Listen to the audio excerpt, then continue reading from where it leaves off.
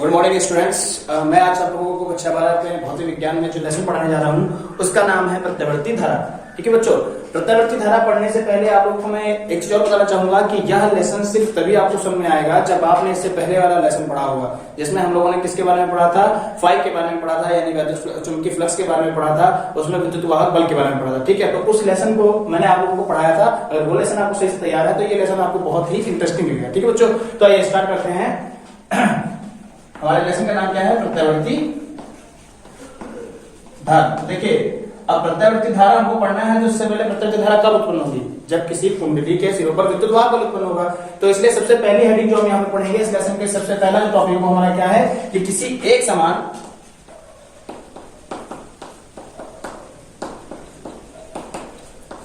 चुंबकीय क्षेत्र में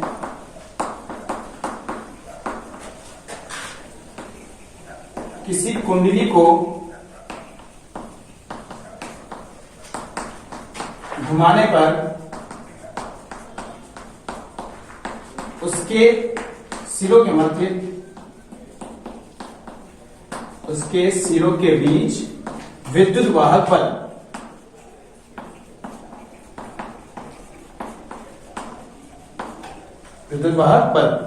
देखिए, अच्छा ये टॉपिक आप लोगों को पढ़ना है, पर इससे पहले कुछ मैं आप लोगों को पीछे के टॉपिक्स को एक बार याद दिला दूं कि आप लोगों ने परिभाषा सबसे पहले पढ़ी थी चुंबकीय फ्लक्स की, कि चुंबकीय फ्लक्स फाई किसे कहते हैं। तो उसमें हम लोगों ने क्या पढ़ा था कि किसी कुंडली से या किसी कह सकते हैं कि कुंडली के क्षेत्र से होकर गुजरने वाले चुंबकीय बल रेखाओं की संख्या को हम क्या बोलते थे, चुंबकीय फ्लक्स बोलते थे, जिसको हम लोग किससे डिनोट करते थे, फाई से डिनोट करते थे। इसी तरीके से आप लोगों ने पढ़ा था कि प्रेरित विद्युत वाहक बल क्या होता है। तो क्या हम लोग पढ़ते थे उसमें कि जब किसी कुंडली से संबंधित फ्लक्स में परिवर्तन कर देते हैं तो उसके सिरों पर एक प्रेरित विद्युत वाहक बल उत्पन्न होता है, जिसके कारण कुंडली में धारा प्रवाहित होने लगती है, जिसे हम प्रेरित धारा भी कहते हैं। ठीक है बच्चों, तो देखिए अब इस बार हम क्या करना है कि इस बार हमने कुंडली ली है, उसको कहां पर रखना है, एक समान चुंबकीय क्षेत्र में रखना है। इस कंडीशन में उस कुंडली के सिरों के मध्य में विद्युत वाहक बल यानी कि स्मॉल ई का मान हमें ज्ञात करना है। ठीक है, तो इसके लिए क्या करेंगे, सबसे पहले हमने क्या किया कि यहां पर एक समान चुंबकीय क्षेत्र मान लिया,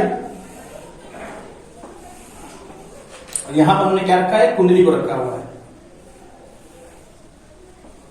एक हमने क्या रखा है, यहां पर कुंडली को रखा है, ये कुंडली के सिरे हैं। ठीक है, तो देखिए ये एक समान चुंबकीय क्षेत्र में कुंडली को रखा गया है। कुंडली का क्षेत्रफल ए है तथा इसमें फेरों की जो संख्या मानी है वो हमने कितनी मानी, कैपिटल एम।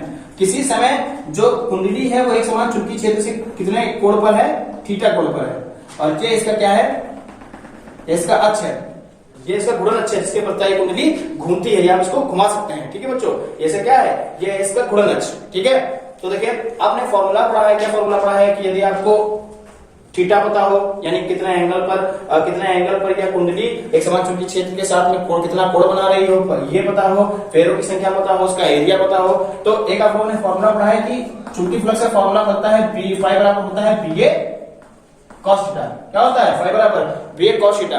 अब देखिए, अब अगर इस कुंडली को, ये जो हमने यहाँ पर कुंडली बनाई है, इस कुंडली को हम घूर्णन अक्ष के फलता कोणीय वेग ओमेगा से घुमा दे, ये जो कुंडली है इसको इस अक्ष के फलता घूर्णन अक्ष की वर्षा कितना ओमेगा यानी कोणीय वेग से इसको घुमा दे, तो आप लोगों ने एक फॉर्मूला पढ़ा होगा फर्स्ट ईयर में कि ओमेगा बराबर होता है कितना, थीटा कोण में टी।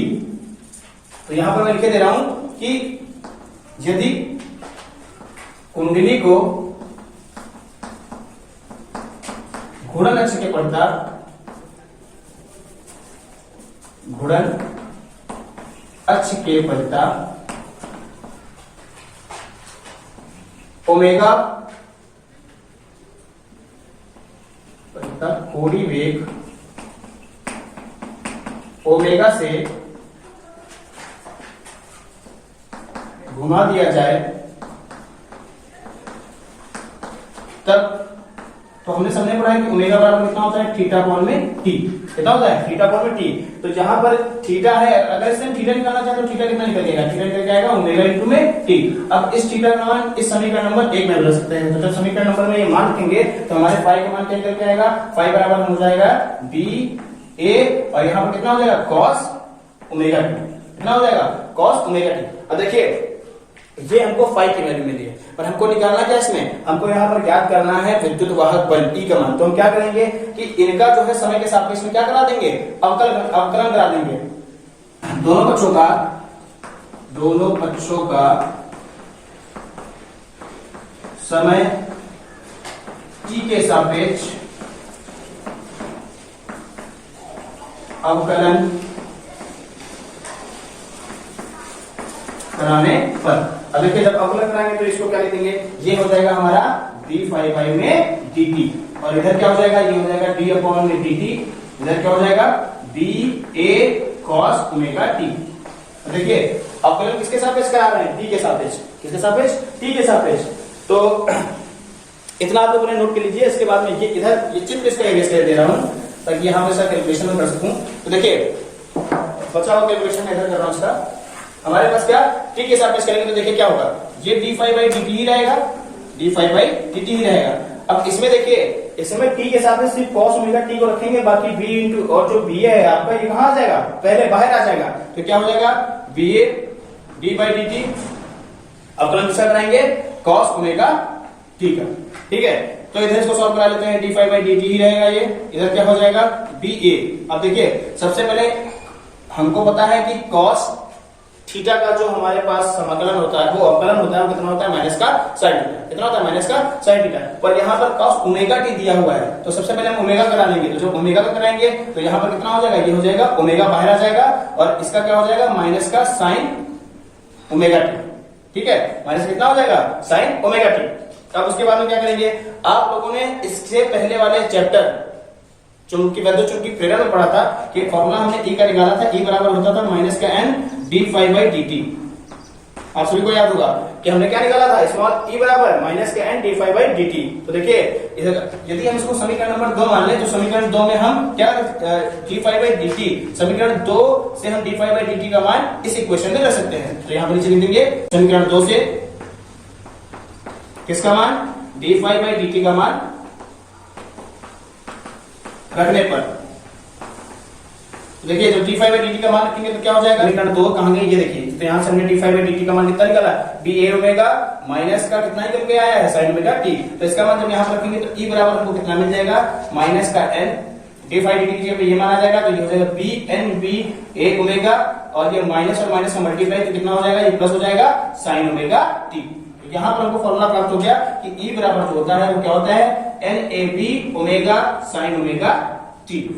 यानी कि कुंडली को एक समान चुंबकीय क्षेत्र में जब हम घुमाते हैं तो उनके सिरों के बीच में जो विद्युत वाहक बल होता है उसका मान कितना होता है, ई बराबर होता है n a b omega sine omega t. ठीक है बच्चों, तो देखिए इसमें भी दो कंडीशनें होती हैं कि कब विद्युत वाहक बल का मान अधिकतम होगा और कब विद्युत वाहक बल का मान न्यूनतम होगा। तो इसके लिए मैंने आपको क्लास में बताया है कि साइन हो चाहे कॉस हो, अगर अधिकतम मान होना है तो वो अधिकतम मान कितना होता है 1, ठीक है, और अगर न्यूनतम मान होना है तो वहां पर न्यूनतम मान कितना होता है 0। ठीक, तो अगर कभी भी विद्युत वाहक बल का अधिकतम मान पूछे यानी ई नॉट का मान पूछे, तेज के पेस को ई नॉट से भी अंकित किया जाता है, तो यदि अधिकतम मान कभी पूछा जाएगा तो आप सभी ने पढ़ा है,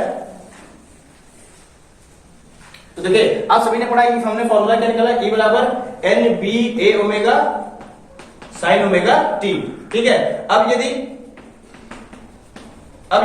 साइन ओमेगा टी का मान कितना रखते हैं 1 रखते हैं, तो उस कंडीशन में हमें ई का मान कितना प्राप्त होता है, अधिकतम प्राप्त होता है। वो अधिकतम मान कितना हो जाएगा एन बी ए ओमेगा। ठीक है बच्चों, इस तरीके से मैंने आज आपको वीडियो के माध्यम से पहला टॉपिक समझाया है कि प्रत्यावर्ती धारा में जो पहला टॉपिक हमको पढ़ना है वो कौन सा पढ़ना है कि किसी एक समान चुंबकीय क्षेत्र में किसी कुंडली को घुमाने पर उसके सिरों के बीच में विद्युत वाहक बल का मान क्या होता है। ठीक है।